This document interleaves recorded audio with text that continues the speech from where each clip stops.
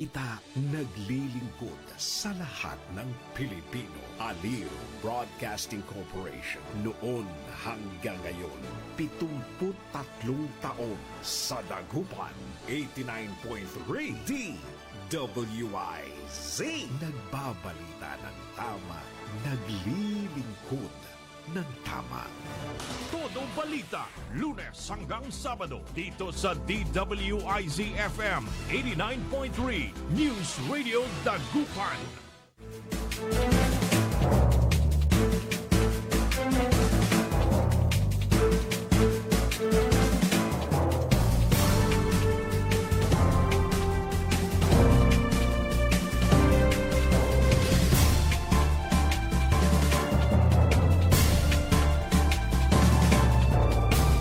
Isang napakaganda umaga ang ating pagbati. Good morning, good morning, good morning, good morning, good morning, good morning, good morning. Magandang umaga po sa inyo lahat. Araw po ngayon ng Lunes at ngayon ay February 16, 2026 at oras na po natin programang Todo Balita at Komentaryo. As usual, sa lapuan sa oras ihatid namin sa inyo mga balita sa ating bansa at sa ibang dagat. Hindi po pagtalakay po natin sa ating mga lokal na balita. Kami po niyang matagapagbalita ko po si Susan Valdez Yadaw. Ako naman si Liway Manantan, Iparagire. Dumako na tayo sa ating mga headlines, sa ating balitang pambansa.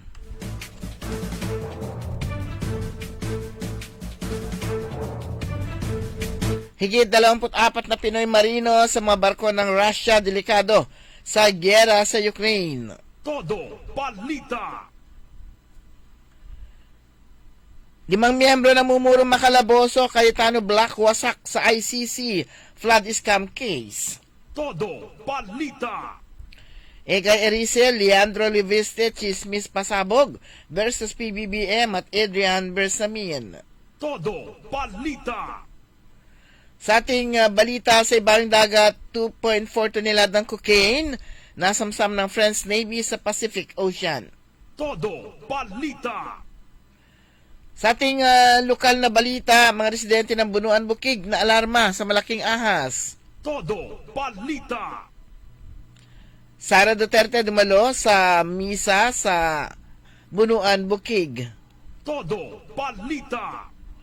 27 pares pinag-isang dibdib sa libreng kasalang bayan sa Mangaldan, mag-ina sabay na ikinasal. Todo Balita.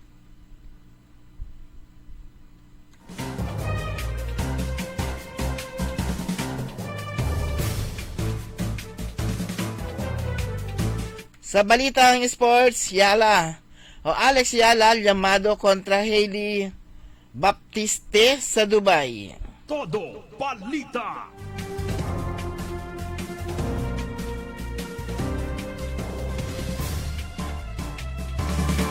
At ngayon, sa detalye ng ating mga balita,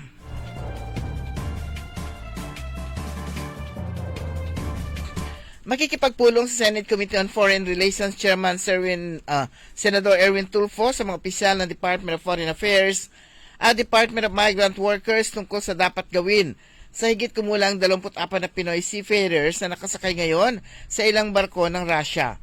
Ayon kay Senator Tulfo, gusto nating malaman kung ano ang magiging hakbang ng ating DFA at DMW para sa kaligtasan ng mga seafarers na ito. Ang impormasyon hinggil sa bilang ng mga Pinoy seaman ay ibinahagi ni Ukraine Ambassador Yulia Fediv kay Tulfo nang mag-courtesy call ang naturang diplomat sa senador noong nakaraang linggo. Sa nasabi ring courtesy visit, pinakiusapan ni Senator Tulfo si Ambassador Fediv kung paaaring makausap ni Filipino prisoner of war Raymond Santos Gumangan ang kanyang pamilya kahit sa telepono lang. Matatandang si Gumangan ninadagip ng matropa ng Ukraine na nakipaglaban sa ilalim ng Russian forces. Kahit na ayon sa pamilya niya ay pagiging logistic truck driver ang nakuha niyang trabaho sa isang online job hunting platform. Nangako si Fediv na tutulong para makausap ni Gumangan ang naiwang pamilya dito sa Pilipinas. Binatikos ni Senator Win Gatchalian ang Philippine National Police dahil sa kabiguan nitong lansagin ang mga iligal na site ng sugal kabilang ang isabong sa kabila ng malaking intelligence funds ng ahensya. Iginiit ng senador na walang anumang laki ng kita ang makapagtatama sa pinsalang panlipunan na dulot ng adiksyon sa sugal. Ang kita mula sa e-gaming ay tumaas ng 44.5% mula 2018 hanggang 2024. Ang PNP ay binigyan ng intelligence budget na 1.195 billion pesos sa ilalim ng 2026 General Appropriations Act. Sa kabila ng paglaan ng malaking pondo para sa intelligence, patuloy na nagpapatakbo ng walang takot ang mga illegal online gambling sites. Samantala, nanganganib umanong lumiit ang bilang ng Senate Minority Bloc na pinamumuno ni Senador Alan Peter Cayetano dahil sa makasong kaugnay ng International Criminal Court at flood control scam. Ayon sa isang source mula sa pagiging isa sa pinakamalakas na minority group sa kasaysayan ng Senado, posibleng bumaba na lang sa 3 senador ang bilang ng grupo, sina Cayetano, Senador Amy Marcos at Senator Rodante Marcoleta. Maaari umanong tularan ni Senator Bong ang ginawa ni Senator Ronald Bato de la Rosa na umabsent sa Senado matapos silang parehong pangalanan ng ICC sa kaso ng war on drugs laban kay dating Pangulong Rodrigo Duterte. Simula Nobyembre na nakarang taon, hindi na umapir sa Senado si De La Rosa matapos ibunyag ni Ombudsman Jesus Crispin Remulla ang di umano'y ICC arrest warrant laban sa dating hepe ng Philippine National Police. Ngayon kasama na din si Go sa listahan. Lumalakas ang usap-usapan sa Senado na posibleng magtago na rin ito tulad ni De La Rosa. Pagkakalooban na ng Department of Education o DepEd ng hanggang 5 araw na wellness leave taon-taon ang kanilang mga teaching at non-teaching personnel upang masuportahan ang kanilang mental health at overall well-being sa gitna na rin ng tumaas na demands sa sektor ng edukasyon. Ito ay handog natin sa bawat kawani ng DepEd mula sa Central Office hanggang sa Rehiyon, Division Offices, Paaralan at Community Learning Centers at anuman ang kanilang employment status. Kinikilala natin na ang kanilang kalusugan, lalo na ang mental health, ay mahalaga sa patuloy nilang paglilingkod sa ating mga mag-aaral, pahayag ni Secretary Sani Angara ng DepEd. Ang wellness leave ay para sa lahat ng eligible na DepEd officials at employees, kabilang na ang nasa permanente, temporary casual, contractual, coterminous, substitute at provisional positions, gayon din ang contract of service at job order personnel na direktang sangkot sa departamento. Maaaring i-avail ng mga tauhan ang leave ng hanggang 3 sunod-sunod na araw o maging non-consecutive days sa buong taon, depende sa kanilang pangangailangan at sasailalim sa approval procedure. Dahil lahat ng kongresista sa Central at Northern Luzon ay pinaghihinalaan, kailangan pangalanan na ni Department of Interior and Local Government o DILG Secretary John Vic Remulla ang miyembro ng Kamara de Representantes na nasa likod umano ng paggawaan ng iligal na sigarilyo sa Pampanga.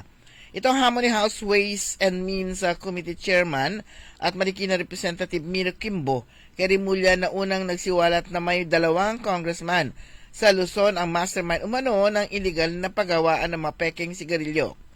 Pagdating sa Central Luzon, Northern Luzon, Central Luzon na lang, halos lagpas o more than 40 members of Congress yan. Hindi naman fair na lahat sila ay nasasama o napipinsala because of anonymous accusation, ani Kimbo. So, in-encourage namin sila, kailangan pangalanan sila kung ito ay makakatulong talaga sa ating investigasyon dahil gusto natin mahinto ito. Dahil dumadami ang mga naninigarilyo, git pa ng mambabatas. Magsisimula sa Lunes, February 23, ang pagkumpirma ng mga kaso ni dating Pangulong Rodrigo Duterte sa International Criminal Court o ICC sa The Hague, Netherlands. Base sa website ng ICC, ang confirmation of charges ay mula alas 10 ng umaga hanggang alas 3 ng hapon, oras sa The Hague. At sa Pilipinas naman, ang oras ay alas 5 ng hapon hanggang alas 10 ng gabi sa pre-trial Chamber 1 sa Courtroom 1. Ang mga kasunod na pagdinig ay sa February 24, 26 at 27. Ilalahad ng prosekusyon, ng depensa at ng mga abogado ng mga biktima ang kanilang mga argumento sa mga hukom. Ang prosekusyon ay bibigyan ng 30 minutes para sa mga pambungad na pahayag, 2 oras o 3 minuto sa mga pagsusumite sa merito at 30 minutes naman sa mga pangwakas na pahayag.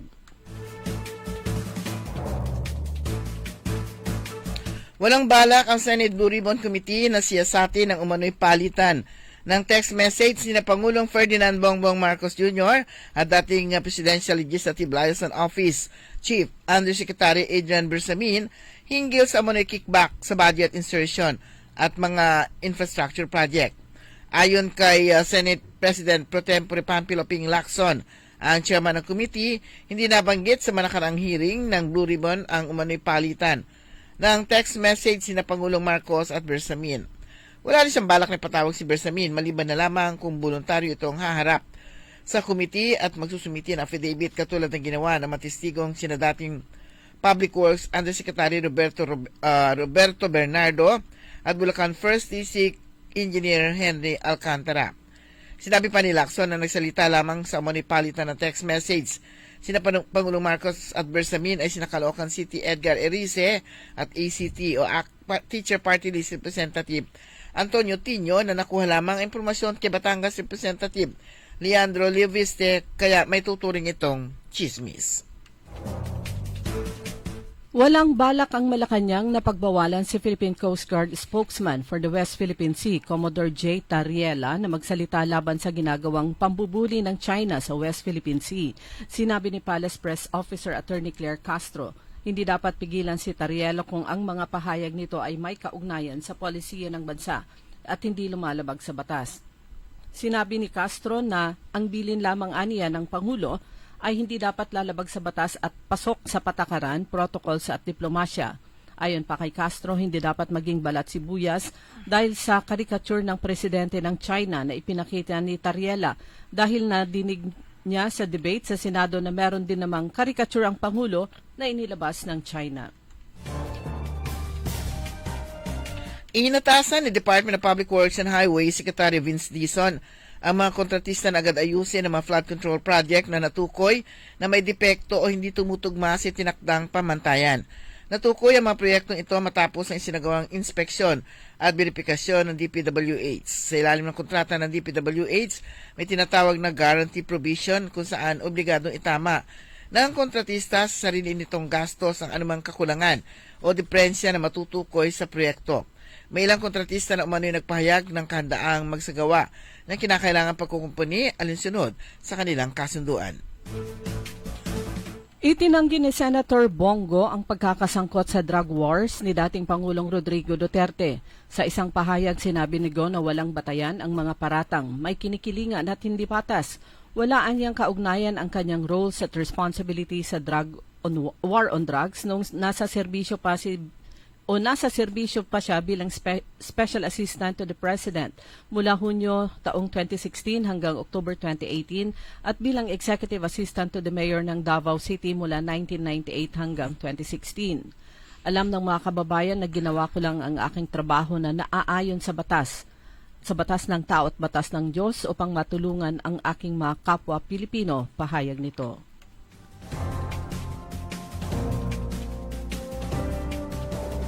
Sa ating balita sa ibayong dagat, aabot sa 2.4 tonelada ng cocaine ang nasamsam ng French Navy sa isang barko sa Pacific Ocean noong Huwebes sa isinagawang operasyon kasamang pwesto ng Amerika.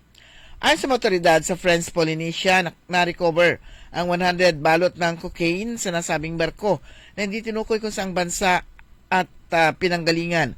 Matapos makumpiska ang droga, pinayagan ng barko at mga tripulante nito na pagpatuloy ang biyahe alinsunod sa umiiral na international law.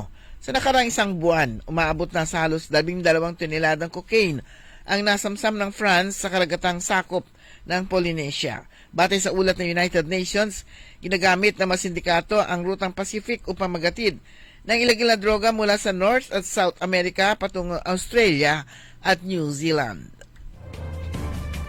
Dumako naman tayo sa mga balitang lokal sa lalawigan ng La Union. Pinangunahan ni Governor Mario Eduardo Ortega ang formal na paglulunsad ng pamahalang panlalawigan ng kahapon ng umaga ng kanilang selebrasyon na 176 founding anniversary ng nasabing lalawigan at may temang Riknati Agkaysa. Nagsama-sama ang mga provincial officials at employees, mga mayors at mga opisyales ng 19 na bayan at isang lungsod, mga kandidata ng Mutyati La Union at iba iba pa mula sa iba't ibang sektor. Nag-umpisa ang makulay na umaga sa pamamagitan ng Unity Fun Bike at Agkaysa Walk. Sinundan ito ng opening program at ribbon cutting ng Lagipti Umili Photo Exhibit at presentation at sashing ng mga kandidata ng Muchati La Union na ginanap sa SM City La Union. We are bringing back the glow and joy of this celebration for our fellow Ilocos. This is more than just a celebration but a grand showcase of our pride, unity and resilience throughout the years, pahayag ng gobernador. Naalarma ang mga residente ng Bunuan Bukig sa Dagupan, partikular sa Gonzales Street, dahil sa isang malaking ahas na nakitang gumagapang sa kalsada linggo ng alas 2 na madaling araw. Ayon sa isang April Dizon na nagpost ng video ng ahas at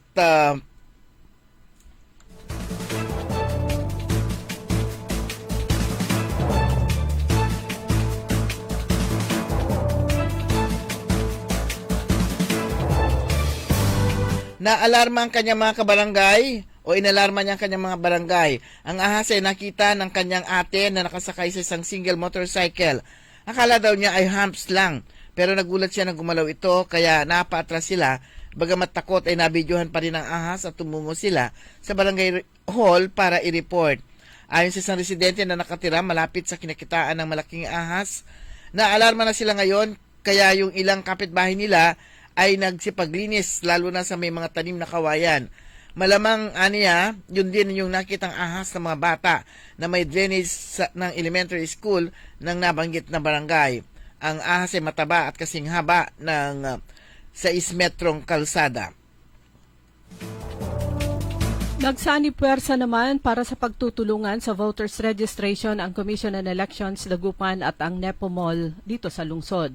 Opisyal na inilunsad ang pagbubukas ng COMELEC Special Satellite for Voter Registration sa Nepo Mall ng February 14. Binigyan prioridad ng bagong kolaborasyon na ito na gawing abot kamay ang mga serbisyo ng ehensya, lalo na para sa nalalapit na 2026 barangay at sanggunian elections. Simula February 14 at kasama na ang 16. February 17 ng buwan at tuwing Lunes, Miyerkules at Biyernes ng Marso at Abril, bukas ang tanggapan ng COMELEC Dagupan sa Nepo Mall Dagupan upang maghatid ng mas pinadali at maagap na serbisyo sa publiko. Hindi tsokolate o bulaklak kundi matatamis na Yes I Do ang binigay sa 3rd floor Mangaldan Municipal Building noong araw ng mga puso, February 14.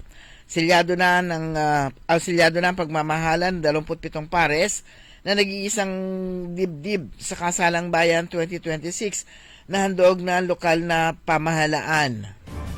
Bagong seremonya, formal na prinisinta ng Municipal Civil Registrar ang may kakasal o ikinasal na pares.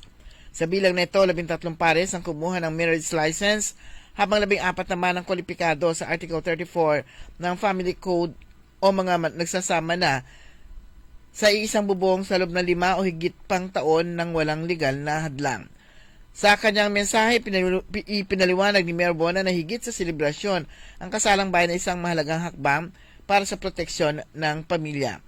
Samantala, mas naging espesyal pa ang seremonya para sa pamilya Ungos dahil hindi lang ang mga magulang na sina Tatay Jesu at Nanay Sinaida ang kinasal. Kasabay nila naglakad sa makeshift aisles ng LG Mangaldan ang kanilang anak na si Juvie Ungos, 26, mula sa Barangay Makayog. Ikinasal din si Juvie sa kanyang partner na si Michael Zes Palangka sa parehong oras at parehong seremonya. Ang Kasalang Bayan ay isa sa tampok na aktibidad ng Mangaldan Town Fiesta at Pindang Festival ngayong taon. Sa bayan ng Pusurubio, mahigpit ang paghahanda sa gaganaping 3 araw na kampural bahagi ng 48th Eastern Pangasinan Council Scout Jamboree. Gaganapin ito sa Barangay Don Benito. Nagsagawa ng masusing koordinasyon ang lokal na pamahalaan ng Pusurubio at Eastern Pangasinan Council upang matiyak ang maayos, ligtas at matagumpay maging matagumpay ang nasabing aktibidad. Upang matugunan ang inaasahang pagdagsa ng masasakyan at bisita, magpapatupad ng sistemang drop and go para sa maayos at mabilis na daloy ng trapiko. Layunin nitong maiwasan ang pagsisikip sa mga pangunahing kalsada at mapanatili ang kaayusan sa paligid ng campsite.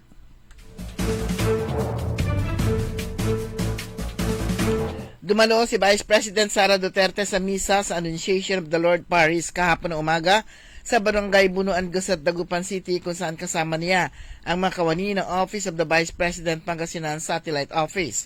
Pagkatapos ay tumuloy siya sa simbahan niya Bato kung saan nakahimlay ang labi ni dating 5-time Speaker Jody Venecia upang magbigay ng huling respeto. Ayon sa kanyang Facebook post o sa Facebook post ng Vice Presidente, ipinagdasal niya ang kaayusan ng bansa at kaligtasan ng bawat mamamayang Pilipino. Siya rin ay nagpasalamat sa lahat ng mabiyaya at ipinagkaloob sa atin. Kasama niya na nakimisa sina dating Councilor Manang Celia Lim at dating Mayor Brian Lim. Nagpasalamat din ang Vice Presidente sa mainit na pagtanggap ng mga tao sa kanya. Nagpadala ng heavy equipment Provincial Engineering Office sa bayan ng Calasiao para sa isinagawang river clean-up sa Parungking River sa nasabing bayan. Ito ay bahagi ng River Rehabilitation and Flood Mitigation Project ng pamahalaang panlalawigan sa buong Pangasinan. Samantala, personal na pinuntahan ni Governor Ramon Gico III ang unang araw, kasama niya si Mayor Patrick Karamat. Sa pahayag naman ng gobernador, sinabi nito na napakaganda ng proyekto. We have decided na gawin na natin itong river restoration. Linisin muna natin ang mga ilog, malaking trabaho ito at hindi po namin kaya na LGU lang. Ang pinakamahalagang long-term solution dito ay ang responsibilidad ng bawat isa. So let us help each other. Pahayag nito, kapag nagawa natin at naging successful, i-replicate ang nasabing river cleanup drive sa iba pang mga lokal na pamahalaan.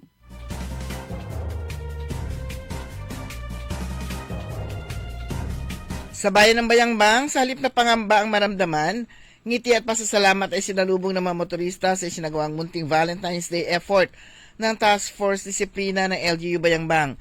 Karaniwang iniiwasan ng ilan ang Task Force Disiplina dahil sakalang sila ay sisitahin o huhulihin sa paglabag sa batas trapiko. Ngunit nung araw ng mga puso, kabaligtaran ng kanilang naranasan. Sa halip na ticket o paalala, simpleng Valentine's Day token ang ipinamahagi sa mga dumaraang motorista bilang simbolo ng pakikisa sa pagdiriwang ng pagmamahal. Ayon sa TFD o Task Force Disiplina, layunin ng aktibidad na ipakita na ang disiplina at malasakit ay maaring magsabay. Hindi lamang pagpapatupad ng batas ang tungkulin ng Task Force Disiplina, kundi maging katuwang din ng komunidad sa pagpapalaganap ng positibong ugnayan sa kalsada. Marami sa mga motorista ang nagulat, ngunit natuwa sa natanggap na sorpresa. Anila ang ganitong inisyatiba ay pagpapakita ng Task Force Disiplina hindi lamang tagapagpatupad na regulasyon, kundi tagapagtaguyod din ng malasakit at pagkakaisa sa bayan. Dumako naman tayo sa mga balitang pampalakasan. Magniningning ang gabi dahil gagawaran ng parangal ang mga natatanging atleta na nagbigay ng karangalan sa bansa sa nakalipas na taon. Kikilalanin ang mahigit 100 na awardees sa San Miguel Corporation Philippine Sports Association Annual Awards Night gaganapin sa Diamond Hotel, Manila. Nangunguna sa listahan sina gymnast Carlos Yulo at tennis star Alex Iyala na gagawaran ng Male at Female Athlete of the Year Award sa programang magsisimula alas 8 ng gabi. Ang tinaguriang Oscars ng Philippine Sports ay co-presented ng Philippine Sports Commission at Arena Plus. Samantala, sa volleyball naman, bandera ang 7-footer na si Mubashar Ali ng Terra Firma sa cast ng PBA Season 50 Commissioner's Cup Imports habang hinihintay pa ng TNT Tropang 5G ang NBA Tower Sensation na si Bol Bol. Ito ay sa basketball o Philippine Basketball Association. 6 na sa 12 koponan ang pinangalanan ang kanilang mga reinforcements. Tampok si Ali ng Finland na ipaparada ng jeep para sa mismong makapagpasiklab sa wakas matapos mangulelat sa katatapos lang na Philippine Cup. Sumanyo ang kabuuan ng ating newscast sa ating Todo Balita at Komentaryo. Kami po yung mga tagapagbalita. Ako po si Susan Valdez Yadaw. Ako naman si Liway Manantan Iparagire. Kantabay natin sa technical side si Randy Ulanday. Oras po natin ganap ng alas 5:28. DWIC. DWIC. Hoy mga suki, hanap nyo ba ay mga murang bilihin, malinis at sariwang pagkain sa pang-araw-araw at handaan tuwing may okasyon? May suggestion kami sa iyo. Tayo na sa Macador Market na kung saan inyong mabibili ang mga mura, sariwa, malinis at ligtas na bilihin tulad ng karne ng baboy at baka, manok, isda, gulay at iba-ibang sangkap sa pagkain. Matatagpuan din sa Macador Market ang dry goods, groceries, eateries at fruit section. Kaya ano pang hinihintay nyo? Gawing bongga ang handa mo everyday with Macador Market. Macador Market is open from 4 a.m. to 8 p.m. Visit us at Macador Market, Galvan Street at Zamora Street sa downtown, Dagupan City. Boss, ready na yung crane at truck natin. Di ba natin natamaan yung linya ng kuryente? Hindi naman. Mas mabilis kasi dito pag dito tayo dadaan. Oops! Sandali lang mga sir. Alam niyo bang bawal ang gagawin ninyo? Ako si Linoy. Kapag nadikit sa linya ang mga gamit o sasakyan ninyo, pwede kayong makuryente at mamatay. Maaari namang masira ang pundasyon ng tore kapag naghukay kayo. Kapag nakakita ng ganitong gawain, i-report agad sa NGCP hotline sa 0917-847-6427 o 0918-847-6427. Isang paalala mula sa NGCP. Magandang araw po sa ating lahat, sa ating mga bisita. Inaanyayahan ko po kayo sa aming lungsod ng Alaminos para po mabisita at ma-experience ang ating mas pinagandang 100 Islands. Marami na pong pagbabago sa ating mga isla at sana makita namin kayo dito sa aming lungsod para po makapag-swimming, makapag-enjoy kasama ang inyong barkada at ang inyong pamilya. Tara na! Dito sa Alaminos City para sa ating 100 Islands. Ang patuloy na pagpapaganda sa 100 Islands National Park at lungsod ng Alaminos ay pinangungunahan ni Mayor Art Brian Celeste. TWIZ Liway Manantan at Susan Yaraw sa Todo Balita.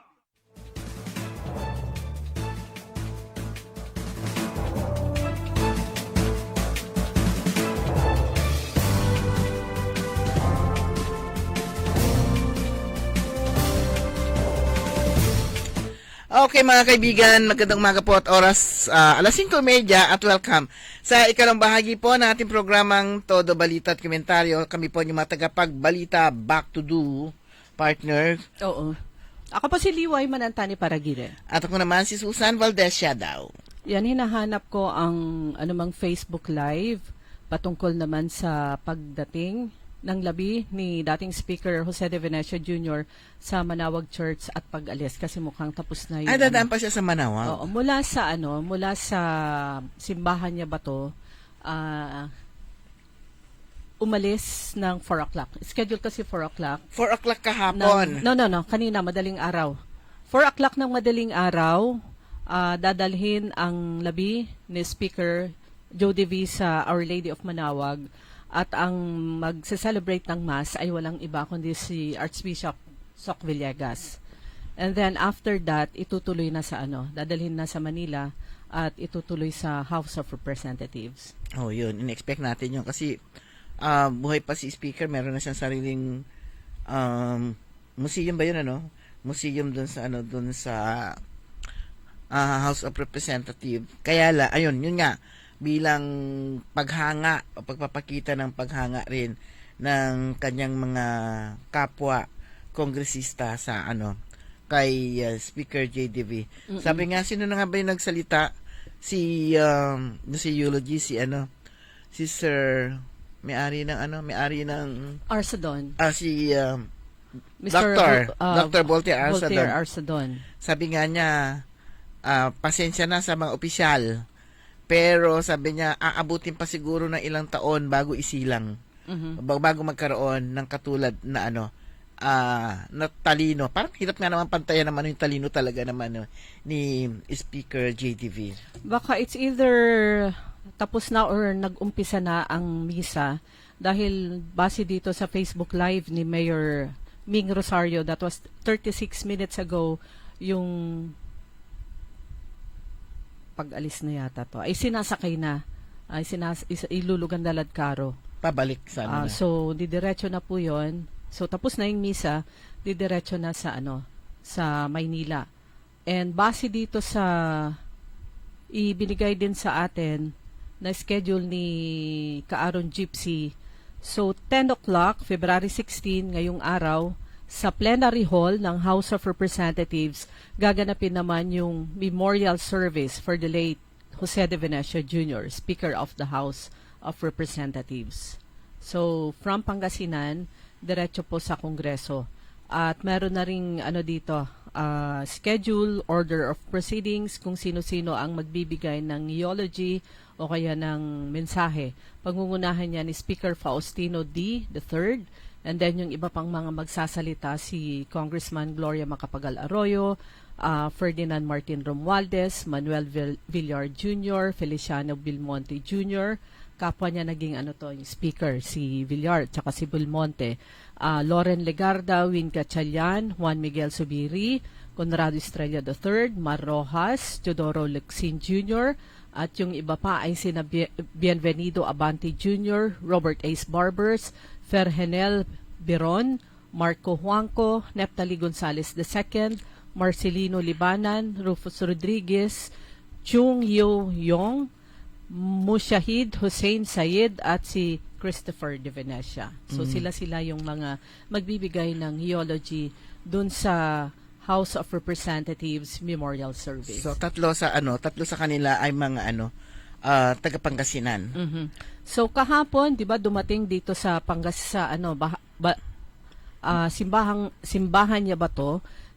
Maagad dumating pala, no, si Vice President Sara Duterte at tahimik. Alas 6. Oh. Tapos mga around 9 o'clock dumating din si running mate niya for Vice President nung tumakbo si JDV na president, ang Vice President niya si GMA. Hindi pinalad si Speaker pero nanalo si GMA. Tapos naging congressman. And hindi sila nagpang-abot, syempre. Hindi sila nagpang-abot. At yung ilang nagbigay ng eulogy naman kagabi, late afternoon, si Congressman Rachel Arenas ng 3rd District ng Pangasinan, Vice Governor Mark de Guzman Lambino, at yung iba pa. Ayan, kagabi po yan. And then, dumating din doon, among the many na dumating, para makidalamhati ay si Gilbert Estrella, isa sa kambal na anak ni Secretary Conrad Estrella. So, yun po mga kaibigan, at ang magandang balita po doon, at ibinahagi po yun ni Manay Gina De Venecia nung February 14, nung nagkaroon ng necro, na inanunsyo niya na ang ating pinakamamahal na si Speaker Joe ay ililibing sa libingan ng mga bayani. Wow. Sa po yon, sa Wednesday. Oo nga naman, tama lang. Kasi nga kung yung sineselebrate every yung Pangasinan Day, si Speaker Eugenio Perez, na siya yung pinakauna na naging Speaker of the House. Talagang holiday yon. Ito naman talagang mahirap tapatan talaga yung kanyang pagiging 5-time speaker. Parang yes. ang hirap sundan. At yung mga nagawa niya, napakarami. Hindi lang para sa Pangasinan, hindi lang para sa Pilipinas, kundi sa Asia at sa buong mundo. Yeah, true. Sa buong bansa. At siya yung yung parang wala kang masabing negatibo sa kanya. Kahit yung hindi mo kakilala, nung nasa Tarlac nga ako, kausap ko nga yung classmate ko na nagtrabaho rin sa Congress. Sabi niya, ito kasing si De Venecia, sabi niya ganun. Ayaw niya ng gulo. Peacemaker. Peacemaker, at yun din, meron din siyang parang experience din na isinyer nga. Na siya pala ang Speaker of the House pala kapag meron silang travel abroad, siya yung nag-approve kung sino-sino sa mga staff ang pwedeng sumama. At ini-apply pala yon. Kasi siyempre sa dami nga ng staff ng Congress. So siya rin si Speaker din yung magdi-decide. Binilugan pa niya yung pangalan ko. Hindi naman niya ako kilala, pero siya daw yung napili. So yun yung isinyer din ng ng classmate ko nga na magtunalingunan. Yung hindi niya makakalimutan kay Speaker JDV. Yung isa sa mga nagbigay ng eulogy nung Saturday evening, si Mayor Agbayani ng San Fabian. At sabi niya, kinikilala ng pamilya, talagang malaki yung pasasalamat ko kay Speaker, sabi niya, dahil hindi lang dahil sa pagpasok niya sa politika, kundi alam niyo noon, ano yung sabi niya, parang barangay tanod. Tapos Talaga? nag-umpisa siya as barangay tanod hanggang he rose up sa politika. At siya ang nagbigay ng pagkakataon sa kanyang negosyo. At lumago ng lumago. Milyonaryo na ako. Pero siya yung, laki ng katawan, di ba? Pero siya yung talagang very emotional nung siya ay magsalita. Parang si ABC, si Councilor Fernandez, Marcelino Fernandez, na ayun, tagapag-alaga ng kanyang peace band. At lagi nga sila nakikita. So siya rin yata yung parang nagtulak na para tumakbo siya. At ngayon nga, ayan, councilor na siya. Maraming alaala, maraming natulungan. Hindi lang yung literal, personal, sa pamilya, kundi in general, ni the late Speaker Jose De Venecia Jr. So yun nga, ililibing po siya sa libingan ng mga bayani. Pero sayang hindi sila nagpang-abot yung mga De Venecia at saka si Inday Sara. Kasi nga tahimik nga yung pagdating nitong si BP Sara at yun din, very early. At saka yun din yung talagang undisclosed yung kanyang pagdating. Ang nakakaalam si Manang mismo hindi raw niya alam na darating. Basta nung papunta na sila, inaya ni Mayor Brian si Manang para pumunta. Bakit ang aga natin? Ganon. Ando na kasi si BP Sara. Ha? Bakit hindi ko alam na dadating? Alam ba ni MJ to? Oo, kanto ko tangkulang-kuman. Tangkulang-kuman kasi pagsasabihin ko sa iyo, baka i-chismis mo. Ganon po si VP Sara Duterte, na pag dumadating sa isang lugar, may it be official o kaya yung personal, tahimik lang. Kung alam naman ng iba yung official na pagdating niya, hindi pa rin ganun kaingay. Oo. Siguro din naisip din niya yung baka naman sabihin umiepal in the guise of nakikiramay o paying her last respect. Oo. Kaya tahimik yung kanyang pagdating doon. Kaya ito pong yung nakamit po ni Speaker Joe De Venecia, 5 beses na Speaker of the House. Palagay ko walang makakapantay nun. Wala talaga. Kahit maging 3 beses, walang dalawang. Eto pa lang, wala nang nakadalawang beses. Isa kalahati lang yata. Isa't kalahati?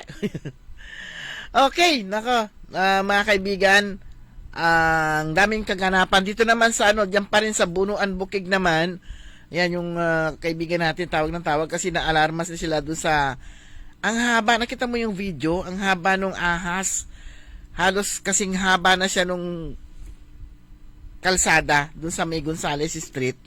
Akala nung residente na pauwi alas 12 na madaling araw, akala niya humps. Akala niya humps kasi nga lock nga talagang nakahambalang doon sa kalsada, gitnang-gitna Parang init na init, no? Inuunat niya. Nakaano pa yun, tapos yung buntot niyang isa naka doon sa may pader pang ganon. Akala niya humps, nung malapit na gumalaw. At takot atras. Pero yun nga, nakuhanan pa ng video, ni-report nila sa barangay. Hindi naman daw naabutan. Pero syempre, yung barangay din naman, alas 2 sa madaling araw, yun, ang bilungot. Delikado rin naman din sa kanila. Kaya ngayon naman, takot din yung mga residente ngayon dyan. Sabi nga, baka bumalik daw. Sabi nung kaibigan natin, hindi na yung babalik. Alam nga nang bumalik pa rin, babalik ka, nakitaan lang yun. Pero meron din daw sila mga 2 weeks ago, meron din daw sila nakitang malaking ahas. Ang laki niya, yung taba niya na para sa mga ang laki para sa nagpupulutan o sa mga manginginom. Again, malibali man. Ang laki niya. Natatakot ngayon yung mga residente doon. Siyempre, huwag malabat liber-liber. Sabi nga, baka mamaya nasa na pala, nakisami mo. Kaya tuloy yung ginawa ng iba, nagsipaglinis. Yung masukal doon sa kanilang lugar, ay naglinis na lalo na yung mga may kawayan. Kasi minsan may Nagkwento ko kasi kay Mr. Y na doon sa isang paaralan somewhere dito sa Pangasinan, may mga puno ng saging doon. Hindi siya masyadong napupuntahan at saka hindi siya nalilinisan. So pag daw may uma-appear na ahas, minsan andun daw sa gilid nung pinakamalapit na classroom. Ay. Sabi ni Mr. Y, alam mong ginagawa ng tatay ko noon kasi yung tatay niya doon sa Surigao del Sur, forester. Nagdadala daw ng bawang. Hindi yon superstitious, kundi parang yung scent daw ng bawang ayaw niya ng ahas. Oh. Di walang bawang laon yun. Wala ahas. Kung sa Sikihor, pangontra nila yung bawang sa manananggal. Manananggal yon yung nakahati ang katawan. Ang sabi niya, hindi yun superstitious ha, sabi niya. Ayaw ng ahas yung amoy na iniimit ng So ganun din kalakas yung pang-amoy din nila. Parang ganun. Parang aso, no? Malakas ng pang-amoy. Di sa maraming bawang sa Ilocos. Wala doon, takot sila doon. Ay na, sige. Pero yun nga, parang panawagan. Sabi ko, paano kayo papanawagan ito? Kasi yung, di ba, yung merong nakitang ahas dito sa Kalasyaw din, ang laki-laki din. Hanggang hindi na pa nila nahanap yun eh. Nagdatingan yung mga vloggers, anong pangalan no? Si Boy Ahas. Yung mga actually hindi naman ang huhuli kundi rescue yung term nila eh. Yung mga nagre-rescue dito sa mga sa mga ahas na to. Pero yun nga, yung nag-post mismo parang nagbigay ng ingat na lang diyan sa Bunuan Bukig kasi wonton lamat katawan. Okay mga kaibigan, oras po natin, ganap na po alas 5:45. Babalik po tayo pagkatapos po lamang ng ilang paalala. That time check was brought to you by ACS Manufacturing Corporation, ISO certified world-class quality. That time check was brought to you by Bingo Plus. Bingo sa saya, plus sa panalo. Gaming is for 21 years old and above only. Game responsibly, keep it fun. Ladies and gentlemen, the new face of your favorite resto bar in Dagupan City. The original party place in town. The Music Warehouse Club, Dagupan City. No need to go to Manila's top bars like Silo and BSK Club. Dagupan has it all. Fully air-conditioned with free entrance, free parking, and restrooms for all. Doors open at 7 p.m. Do well, live well, and dress really well. Find us at Paris Street, Barangay Pogo, Chico. Contact us at 075-522-2617. Reserve your tables now. High blood, salot, milyong katao na ang namamatay sanhi nito. Kaibigan, baka ikaw na ang susunod. Ni Mrs. Flor de Lisa Barbosa, ti Rosario, Santiago City. Agtawenak ti 63. Manungatawan nga aglutluto ako, tada karinderyak. Mariknak agpipikal, ti imimak iso nga nangagak ti radyo, dati agas nga pao di arko. Pinadas ko, mayat ti epekto na. Duti food supplement nga napadpadasa ko, awan ti epekto na. Dato'y pao di arko, idi nagtumarak, manungal daw lang, han nga agpipikal ti imakon. Awisen kay nga mangpadas, tapnod maikatmat, dagita rik-rik na inyo, saksakitin nyo. Kaya kaibigan, buhay mo'y ingatan. Mag-Aldrich Pau di Arco Herbal Capsule na para kalusugan mo ay garantisado. Mari, ang dami naman mga tuyong dahon dito sa ilalim ng tore. Mabuti sigurong magsiga tayo para matanggal ng mga to. Hep, mga misis, mapanganib ang inyong gagawin. Ang makapal na usok na dulot ng pagsisiga, malapit o sa ilalim ng mga linya ng kuryente ay maaaring maging sanhi ng malawakang brownout. Naku, perwisyo yun sa ating lahat. Buti na lang hindi tayo nagsiga, Mare. Salamat, Linoy. Kapag nakakita ng ganitong gawain, i-report agad sa 0917-847-6427 o 0918-847-6427. Isang paalala mula sa NGCP. Kaya sabay natin paghandaan ang kinabukasan. Sa Fortune Life, maaasahan mo naman ako sa aking pangako. Para sa compulsory insurance coverage for agency-hired migrant workers, Fortune Life Insurance. Securing your tomorrow today. Hoy mga suki, hanap nyo ba ay mga murang bilihin, malinis at sariwang pagkain sa pang-araw-araw at handaan tuwing may okasyon? May suggestion kami sa iyo. Tayo na sa Macador Market na kung saan inyong mabibili ang mga mura, sariwa, malinis at ligtas na bilihin tulad ng karne ng baboy at baka, manok, isda, gulay at iba-ibang sangkap sa pagkain. Matatagpuan din sa Macador Market ang dry goods, groceries, eateries at fruit section. Kaya ano pang hinihintay nyo? Gawing bongga ang handa mo everyday with Macador Market. Macador Market is open from 4 a.m. to 8 p.m. Visit us at Macador Market, Galvan Street at Zamora Street sa downtown Dagupan City. DWIZ. Liway Manantan at Isusan Yadaw sa Todo Balita.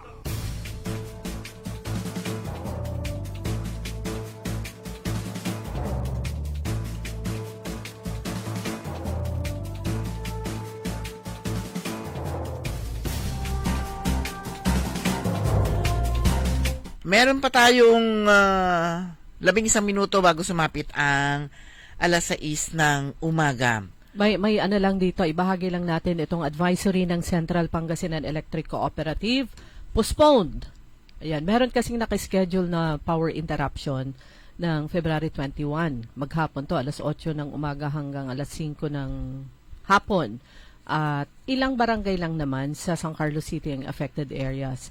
Pero dito sa update ng, actually 2 days ago lumabas ito, update ng Central Pangasinan Electric Cooperative, postponed po yun. So hindi matutuloy. 21. Sa 21, canceled. Postponed yung scheduled power interruption. Ako naman na my heart is broken dito sa inilabas na statement ng Edna's Group of Schools, Dagupan, San Carlos, Alaminos. Yung dahil po sa tuloy-tuloy na pagbaha, dulot nga ng pagtaas, binanggit specifically yung pagtaas ng mga kalsada at saka yung tidal, yan yung tidal, yung mga high tide lagi, naka-apekto sa operasyon ng Edna's School. At yun nga, yung palaging walang pasok dahil pumapasok na yung baha dun sa loob mismo ng campus, na pagdesisyonan ng Edna's School na hindi naman daw sabi isasara, pero literally isasara yung Edna's dito po sa Dagupan at pag-iisahin na lang o ililipat daw sa San Carlos City. Although, iisa na nila sa San Carlos kasi existing yung San Carlos City. Yung Dagupan, Edna's School, ito yung main campus. Yes, ito yung main campus at sa selebrasyon ng kanilang 60th founding anniversary, parang meron ng mga yung kanilang activity, legacy farewell. Homecoming, December 2026. Parang special open house to ng Edna's School. Sa ngayong taon, 2026 na, di ba? Ngayon. So, ngayong taon, magkakaroon ng special open house sa Edna's School Dagupan kung saan yung mga alumni and families may revisit, ayun parang last days na, revisit classrooms, share memories, and formally honor the grounds that shape generation. Parang na binabasa ko. Siyempre, ang tagal niyan. Ang Edna's School, isa to sa, kung 60 years na siya, 6 na dekada na siyang nandyan. Oo. At talagang, kumbaga may sasabi rin natin na nangungunang private school ito dito sa Dagupan City. Marami na talagang nakapag-graduate yan. Pero dahil sa, ito nga, yung, dahil sa idinudulot nito at inaasahan pa na idudulot nito sa mga sa mga susunod na taon na pagdesisyonan nila na magkaroon na lang ng magkaroon ng 1-year transition period. Itong transition period, school year 2026, during which Edna's School Dagupan will continue limited operations while we prepare for a full unification o magpag-iisahin na nga yung Edna's School San Carlos sa school year 2027-2028. So itong move na ito is not merely a transition but a strategic rehabilitation and organizational realignment designed to protect the long-term future of the EDNAS group of schools. So ang goal nila is stability, sustainability, and continuity of the generations to come. Hindi ko lang alam kasi ni-imagine ko paano, ano kaya yung mga anong grade. Siyempre hindi yun hanggang grade 7, di ba? Grade 7 ba? Tama. Grade 6. Hanggang grade 6 High school. 7, 8, 9. Hirap kasi 7, 8, 9, 10. Ang junior ay 7 to 10. O 7 to 10 na. Tapos ang senior ay 11, 12. Kasi siguro meron pang meron pang yung mga hindi pa nag-graduate diyan sa taon na yan. Oo, sigurado. Ang gagraduate lang. Etong na to ay grade 10 at saka grade 12 kung meron silang senior high school. Mm-hmm. So parang magiging sakripisyo din para sa mga parents kung gusto pa nilang ituloy yung pag-aaral ng kanilang anak sa San Carlos kasi madugo din kung sakasakaling Kung taga sila Binmalay, Lingayen. Yung malapit-lapit. Malapit lang lalo na kung may service. Kaya lang kung walang service, mahirapan silang mag-commute. Although karamihan naman nag-aaral diyan, alam naman natin na may kaya yung karamihan naman nag-aaral diyan kasi siyempre malaki rin yung tuition fee nila. Pero yun nga, hindi naman matatawaran yung quality rin ng edukasyon na ibinibigay din ng EDNAS. Lalong-lalo na sa Alaminos kasi talaga nag-excel yung mga mga estudyante doon. 2 weeks ago kailan yon, meron yung isang regular session ng Sangguniang Palalawigan na kung saan yung EDNAS team na nagwagi sa isang international competition, andun sila lahat. Oo. So mula sa iba't ibang campuses ng EDNAS yun. So, ito yung paglilinaw niya. EDNAS School Dagupan is more than brick and mortar. It is the spirit of every student who has walked in the halls. So, we are not closing school. We are transferring the flames. Yan yung nakakalungkot. Mawawala ng isang napakalaking eskwelahan ang siyudad ng Dagupan at ang dahilan dahil sa baha.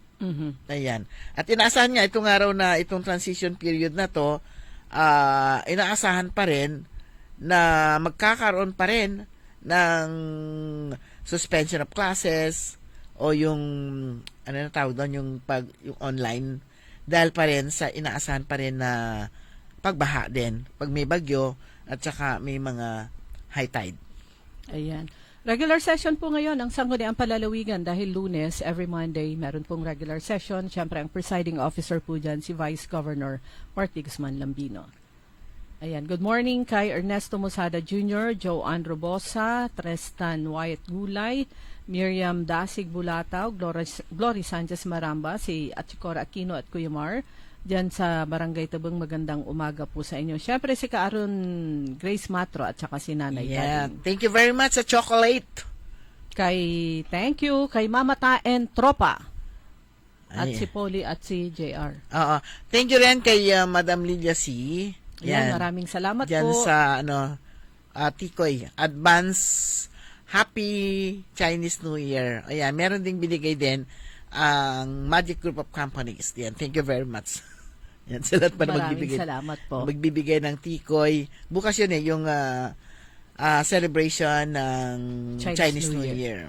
Mamaya, ngayong umaga, magbubukas naman itong 3 araw na RSTW. Ano na itong RSTW? Ito po yung 2026 Regional Science, Technology, and Innovation Week. Yan, dito sa lungsod ng Dagupan, ang theme ay Agham na Ramdam. So, opening program ngayong umaga sa Stadia. Ayan, ang theme ay Siyensya, Teknolohiya at Inobasyon, kabalikat sa matatag, maginhawa at panatag na kinabukasan. Sa opening program, andito po mismo si Secretary Solidum. Ayan, naglabas din ng official statement ang SDO Pangasinan 2.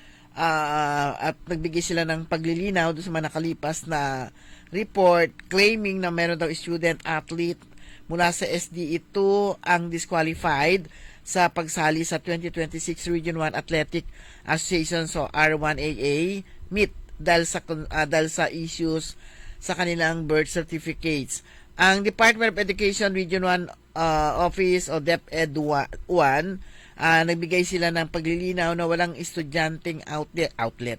No student athlete ang disqualified during the regional screening and accreditation na isinagawa noong Pebrero 11 para sa mga student athletes ng SDO Pangasinan 2. Ito raw although yung report ang nire-refer ang binabanggit at tinutukoy dun sa report ay 2 softball players na apektado during the screening. Ang tamang information naman daw, isang football at saka wrestling team members ang merong documentary concern. So itong mga atletang ito, hindi sila disqualified from participating in the 2026 Region R1AA meet. Nabisuhan sila na mag-submit lang na original copy ng kanilang PSA issued birth certificate in compliance with the established screening guidance. Furthermore, the Regional Screening and Accreditation Committee confirms that reports suggesting that several students, athletes from the said schools division office were disqualified are inaccurate and misleading. So, inaabisuhan ng publiko to remain vigilant against misinformation and rely only on official DepEd channels for verified news and updates. Ayan, pag may mga ganyang mga official na mga events, lalo na yan sa sports, talaga ang hinihingi po ay original copy. Kasi tinitignan po doon. Kasi bakit meron naman yung Xerox copy? Iniiwasan po doon yung falsification ng age. Kasi importante na tama yung mga at na-verify yung mga edad ng mga batang sumasali sa sports events. Ayan, good morning din kay Kuya Benji Tan, kay Ate Mel at saka kay Khalil at saka kay Kai. Ayan, kay Bentong ng Bugalyon, ang piloto ni Mayor William D. Good morning. Si Windy Gabriel Ambunao, tuwing umaga daw nakikinig, pibati amat kanto. At good morning din sa ating mga classmate dyan sa Victoria Tarlac, katatapos ng celebration ng Kanibon Festival. Ibig sabihin pala ng Kanibon, lunggaan ng mga ibon. Uy, ang ganda na doon. Ang pinakagusto ko doon sa doon sa pag-celebrate nila ng kanilang yung mga gabi-gabi, yung mga Victorian night yung nadaluhan ko. Lahat ng mga opisyales nasa gate, andyan sila. Nasa gate sila, hinihintay nila yung lahat ng papasok. Unlike yung mga nakaugalian dito, pagdating ng opisyalis, wag man larang table da. Pero yung mga opisyalis doon, hindi sila uupo hanggat hindi nakapasok lahat ng mga a-attend para i-welcome sila. Dahil ang pinaka-importante ay yung madlang people. Yes, so diba? Doon ako natuwa parang, iba dito. Oo. Ngayon ko lang na try ito na yung mga opisyalis nandoon sa labas, hinihintay lahat ng mga dadalo doon sa event para i-welcome. Naalala ko lang si board member Martin Raul Sison, the second, yung presidente ng PCL Pangasinan. 'Di ba pag bibisita ka sa opisina niya, makikipicture ka. Ikaw ang upo. Ikaw ang pauupuin niya kasi ikaw ang bisita. Doon sa upuan. At siya ang tatayo doon sa tabi ng Yes, so ang gandang pag-welcome din. Pero yung mga kaibigan, wala na po tayo sapat na oras, ganap na po 6:01. At antabayanan po ninyo ang susunod na programa. Programang Todo Balita at Komentaryo, kami po niyo nakasama sa technical side, si Randy Ulanday. Ako po si Liway Manantan, Iparagire. Ako naman si Susan Valdez Yadaw. Magandang umaga po sa inyo lahat. Sumainyo ang Todo Balita, Lunes hanggang Sabado, dito sa DWIZ-FM 89.3 News Radio Dagupan. Nagbabalita,